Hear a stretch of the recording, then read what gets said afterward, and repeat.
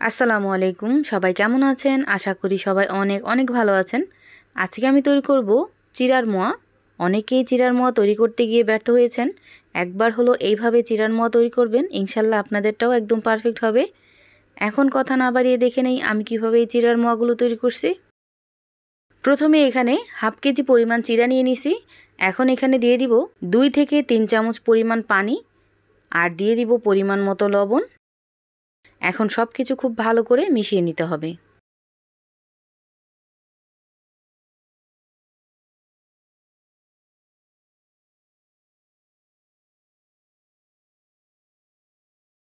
সব কিছু খুব ভালো করে মিশিয়ে নেওয়া হয়ে গেলে এই চিড়াগুলো এখন ভেজে নিতে হবে। চিড়াগুলো ভাজার জন্য আগে থেকে আমি একটা ফ্রাই প্যান বসাই দিছি, আর এই ফ্রাই প্যানটাতে এখন আমি 1 কাপ পরিমাণ চিড়া এখানে দিয়ে দিব। এখন হালকা হাতে নেড়ে চেড়ে চিড়াগুলো মচমচে করে ভেজে নিতে হবে।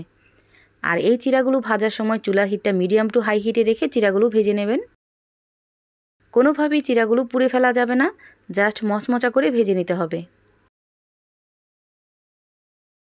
2 থেকে 3 মিনিট পর্যন্ত আমি এই চিড়াগুলো ভেজে নিছি। আর এই যে দেখতেই পাচ্ছেন চিড়াগুলো একদম পারফেক্টলি ভাজা হয়ে গেছে। গরম অবস্থায় হাতে নিয়ে যদি একটু চাপ দেন দেখবেন একদম মুড়ির মতো মচমচে হয়ে গেছে। তার মানে আপনার চিড়াগুলো ভাজা একদম পারফেক্ট হয়ে গেছে। এখন এই চিড়াগুলো নামিয়ে নিব। এভাবে আমি সবগুলো চিড়াই ভেজে নিছি। এখন এই চিড়াগুলো একটা ছাঁকনির সাহায্যে ছেঁকে নিতে হবে। চিড়া ভাজার পর অনেক সময় নিচে সামান্য পরিমাণ যে গুঁড়িগুলো থাকে ওই গুঁড়িগুলো পুড়ে যায়, এই জন্য ছেঁকে নিতে হবে। এভাবে আমি সবগুলো চিড়াই কিন্তু ছেঁকে নিছি। আর এই তো এতটা ময়লা পড়ছে। এখন আমি চিড়ার মোয়াগুলো তৈরি করে নেব। এই জন্য একটা ফ্রাই প্যানে আমি হাফ কাপ পরিমাণ ঝোলা গুড় দিয়ে দিলাম।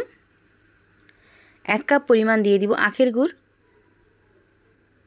এখন সব কিছু খুব ভালো করে জাল করে গালিয়ে নিতে হবে। এখানে কিন্তু কোনো রকম পানি ব্যবহার করতে হবে না, জাস্ট একটু গুড়টাকে গলিয়ে নিলেই হয়ে যাবে। চিড়ার মোয়া তৈরি করার ক্ষেত্রে গুড়ের শিরাটা যখন 2-3টা তার চলে আসবে ওই পর্যায়ে ভাববেন আপনার গুড়ের শিরাটা একদম পারফেক্টলি রেডি। অন্যান্য মোয়ার চাইতে চিড়ার মোয়ার পাকটা কিন্তু একটু বেশি আনতে হয়, এজন্য খুব ভালোভাবে তার এনে তারপর চিড়ার মোয়াটা তৈরি করে নেবেন। আর এই তো দেখতেই পাচ্ছেন চিড়ার মোয়া তৈরি করার জন্য এই গুড়টা এখন একদম পারফেক্টলি রেডি। এখন আমি এখানে ভেজে রাখা চিড়াগুলো দিয়ে দিব। আর চিড়াটা দেওয়ার পরও কিন্তু চুলাটাকে জ্বালানো রাখতে হবে। এই পর্যায়ে এসে চুলার হিটটা মিডিয়ামে রেখে চিড়ার মোয়াটা নেড়ে চেড়ে নিতে হবে। চুলাটাকে অফ করার পর চিড়ার সাথে মিঠাইটা খুব ভালোভাবে মিশতে চাইবে না, এই জন্য খুব ভালোভাবে চুলাটাকে মিডিয়ামে রেখে চিড়াটাকে মিশিয়ে নেবেন। খুব ভালো করে মেশানো হয়ে গেছে। এখন আমি একটা বোলে ঢেলে নিলাম। সামান্য একটু ঠান্ডা করার পর আমি মোয়াগুলো তৈরি করে নেব। চিড়ার মোয়া তৈরি করার ক্ষেত্রে চিড়াটাকে আগে খুব ভালো করে একটু চেক করে দেখবেন মুখে দিয়ে, যদি তিতা মনে হয় তাহলে আর চিড়ার মোয়া তৈরি করবেন না। আর যদি চিড়াটা একদম পারফেক্ট হয় মানে একদম নর্মালি, তাহলে আপনারা চিড়ার মোয়াটা তৈরি করে নেবেন।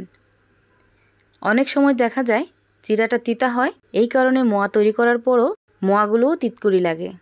মোয়াগুলো তৈরি করার সময় সামান্য পরিমাণ হাতে তেল বা হাতে একটু ঘি মেখে মোয়াগুলো তৈরি করে নেবেন, এতে করে হাতে লেগে যাবে না। এভাবে আমি সবগুলো মোয়াই তৈরি করে নেব। এভাবে আমি সবগুলো মোয়াই কিন্তু তৈরি করে নিছি।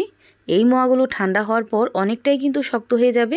এভাবে চিড়ার মোয়া তৈরি করে 6 মাস পর্যন্ত কিন্তু সংরক্ষণ করতে পারবেন শুকনো একটা কন্টেনারে ভরে।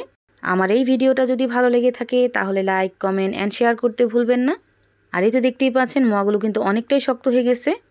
আমার এই ভিডিওটা যদি ফেসবুক পেজ থেকে দেখে থাকেন তাহলে আমার পেজটা ফলো দিয়ে রাখবেন। আর যদি ইউটিউব চ্যানেল থেকে দেখে থাকেন তাহলে আমার চ্যানেলটা সাবস্ক্রাইব করে পাশে থাকা বেল আইকনটা বাজিয়ে দিবেন। তাহলে আমি প্রতিদিন ভিডিও ছাড়লে আপনাদের কাছে খুব তাড়াতাড়ি পৌঁছে যাবে। সবাই ভালো থাকবেন, সুস্থ থাকবেন। আল্লাহ হাফেজ।